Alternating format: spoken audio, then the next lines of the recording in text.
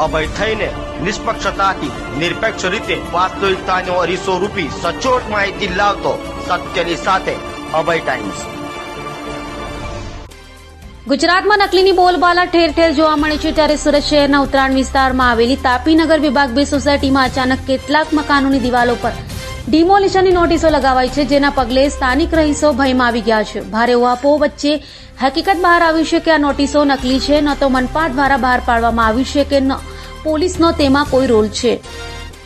સુરત સહિત ગુજરાતભરમાં નકલીની બોલબાલા જોવા મળે છે, ત્યારે સુરતના ઉત્તરાયણમાં આવેલી સોસાયટીમાં નકલી ડિમોલિશનની નોટિસો લાગતા લોકોમાં ડરનો માહોલ જોવા મળ્યો હતો।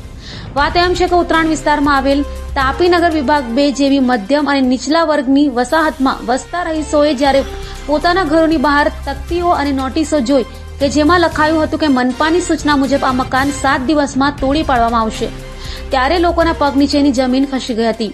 નોટિસમાં મનપા અને પોલીસ બંનેના નામનો ઉલ્લેખ હતો અને કહેવામાં આવ્યું હતું કે દરેક ગલીમાંથી 5 મકાનો તોડવામાં આવશે, જ્યારે રહીશોએ સુરત મ્યુનિસિપલ કોર્પોરેશન અને નજીકની પોલીસ ચોકીનો સંપર્ક કર્યો ત્યારે તેમને જાણવા મળ્યું કે આવી કોઈ નોટિસ મનપા તરફથી જારી કરવામાં આવી નથી। પોલીસના વરિષ્ઠ અધિકારીઓએ પણ હકીકતની પુષ્ટિ કરતા જણાવ્યું કે આ નોટિસો સંપૂર્ણપણે નકલી છે અને કોઈ અજાણ્યા તત્વો દ્વારા ભ્રમ ફેલાવવાનો પ્રયાસ છે। જો કે આ ખોટી નોટિસોના કારણે ઘણા ગરીબ શ્રમિક પરિવારોના મનમાં અશાંતિ અને ભય વ્યાપી ગયો છે। કેટલાક પરિવારો તો પોતાનો સામાન પેક કરીને ખસેડવાની તૈયારી પણ કરવા લાગ્યા હતા। બાળકોનું શાળાનું ભણતર અને વડીલોના રોજિંદા વ્યવહાર અસરગ્રસ્ત થયા છે। સ્થાનિક લોકોએ સવાલ કર્યો છે કે કોઈ અજાણ્યો વ્યક્તિ આવું કારસ્તાન કેવી રીતે કરી શકે અને કેમ સમયસર સોસાયટી કે શહેર વહીવટી તંત્ર તરફથી યોગ્ય માહિતી આપવામાં નહીં આવી। રહીશો આરોપી સામે કડક કાર્યવાહી કરવાની માંગ કર્યા છે, જેને લઈ પોલીસે આખા બનાવની ગંભીરતાને ધ્યાનમાં રાખીને સીસીટીવી ફૂટેજ, સોસાયટીના સાક્ષીઓ અને નોટિસની છાપાઈ અંગે તપાસ ચાલી રહી છે। મનપા પણ જાણકારી મેળવી રહી છે કે ક્યાંથી અંદરથી માહિતી તો લીક થઈ નથી। હું બાબુસિંહ વિજયસિંહ રાજપૂત તાપીનગર વિભાગ 2 માં રહું છું। 30 વર્ષથી અમે લોકો અહીંયા રહીએ છીએ।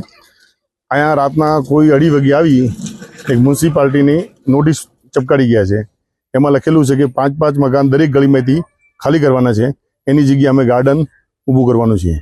તો અહીંયા જે માણસ રહે છે એ બધા સામાન્ય જાતના માણસ રહે છે।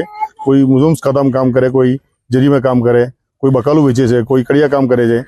તો એવી રીતે આ લોકોના 11 બાય 20 ના મકાનમાં રહે છે। આ લોકો કોઈ બિલ્ડરનું કાવતરું હોય, ગમે તેનું કોઈ કાવતરું હોય તો ભયનો મોલ ઉભો કરી દીધો છે ને અહીંયા ભય બહુ મોટું થઈ ગયું છે। તો અમે મ્યુનિસિપાલિટી જાણ કરતા કે મ્યુનિસિપાલિટી કહી ગયા કે અમારી કોઈ એવી નોટિસ મોકલાવી નથી, બરાબર, તમે પોલીસ ફરિયાદ કરો। પોલીસ ફરિયાદ મેં કીધી છે, સાહેબ અમારી ફરિયાદ લઈ લીધી છે, પણ સીસી કેમેરા જોઈ ને પછી આગળ કાર્યવાહી કરીશ, બરાબર। અમારી આ વિનંતી છે સાહેબને અને મ્યુનિસિપાલિટી વાળાને કે આ તમારા નામનો લોગો ઉપયોગ કરી આજે તો આ એક નોટિસ ચૂપકાઈ છે, કાલે તમારા નામનો ઉપયોગ શું કરી છે?